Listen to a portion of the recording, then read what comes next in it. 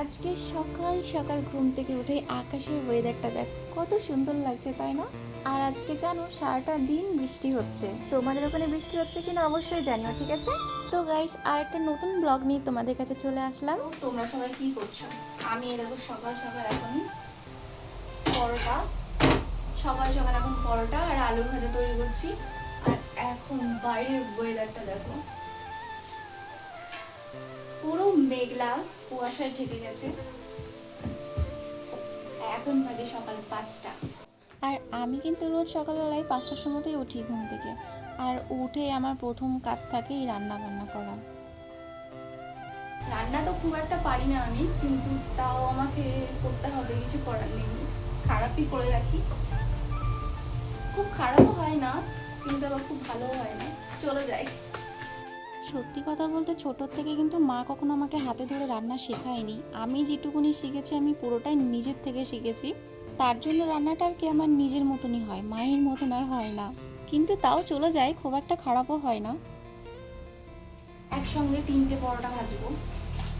আমার কত ট্যালেন্ট দেখেছো, আমি একসঙ্গে 3টে পরোটাও ভাজতে পারি।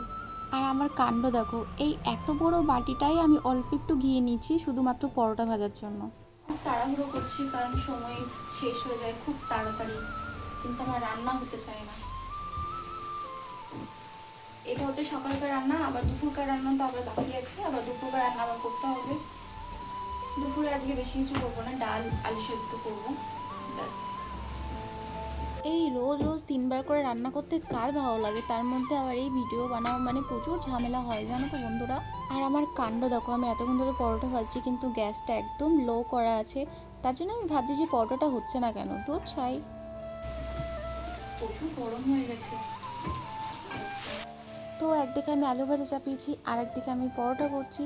তো আমার আলু ভাজাটা না অনেকক্ষণ ধরে নাড়া হয়নি, তার জন্য একটু লেগে লেগে গেছে গাইস। কিন্তু মজার বিষয় এই আলু ভাজাটা নাকি সবার খুব ভালোও লেগেছে।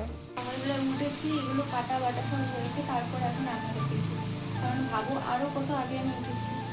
এই যে তোমরা আমাকে সবসময় বলো না যে রাত্রেবেলা আমি তাড়াতাড়ি কেন শুয়ে পড়ি, বন্ধুরা এই কারণে আমি তাড়াতাড়ি শুয়ে পড়ি রাত্রেবেলা। কেউ হাসবে না যেন আমার রান্না দেখে, ঠিক আছে?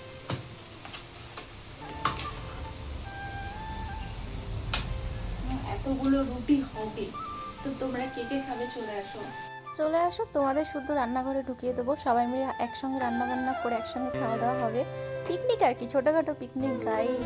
আরে না না, আসলে মজা করছিলাম, আমি নিজের হাতেই রান্না করে খাওয়াবো তোমাদের, তোমরা শুধু চলে আসো, ঠিক আছে? বেশ গ্রামে ছিলাম কটা মাস বলতে যাচ্ছি, ভালোই কাটছিল, রান্না বান্না কিচ্ছু ছিল না, খাওয়া দাওয়া ঘোরা আর ঘুমানো ছাড়া ভালোই লাগছিল। এখানে সবার কাজ স্টার্ট ভালো লাগছে না আমার না। এই রাস্তার ধারে বাড়ি আর এত গাড়ি যায়, ভালো লাগে না একদম, সবসময় সাউন্ড সবসময়।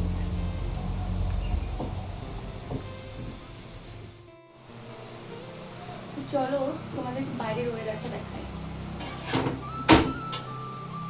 দাঁড়াও, পরোটা নামিয়ে পিজা নাহলে পুড়ে যাবে। পুড়ে যাবে কি, অলরেডি পুড়ে গেছে পরোটাগুলো আমার। আজকে সকাল সকাল ভিডিও বানানোর চক্করে সব খারাপ হয়ে গেছে, আলু ভাজা পুড়ে গেছে, পরোটাও পুড়ে গেছে। খাবার পুড়ে গেলে অসুবিধা নেই, এই ছোট ছোট মুহূর্তগুলো তোমাদের সঙ্গে শেয়ার করতে পারছি, এটাতেই আমি অনেক খুশি। দেখো কত কুয়াশা হয়ে গেছে বাইরে, একটু আগে সব পরিষ্কার ছিল, এখন দেখো কত কুয়াশা হয়ে গেছে। বৃষ্টি নামবে সকাল সকাল। যাই হোক, আমি রান্নাটা করে নিই। সোনানু খেয়ে স্কুল যাবে, ওরা এখন ঘুমোচ্ছে, তো আমার রান্নাটা হয়ে যাবে, রুটি তরকারি হয়ে যাবে, তারপরে ওদেরকে আমি ডাকবো, ডেকে রেডি করে ওদেরকে স্কুল পাঠাবো, তারপরে আমি একটু রিল্যাক্স। শান্ত হয় না আর কি, যতক্ষণ না ওদেরকে খাইয়ে দিয়ে আমি পাঠাতে পারি।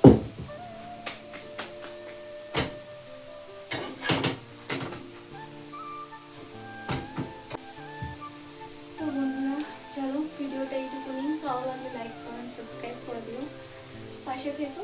তো টাটা, বাই বাই, আমি খাবারটা বানিয়ে নিই তাড়াতাড়ি।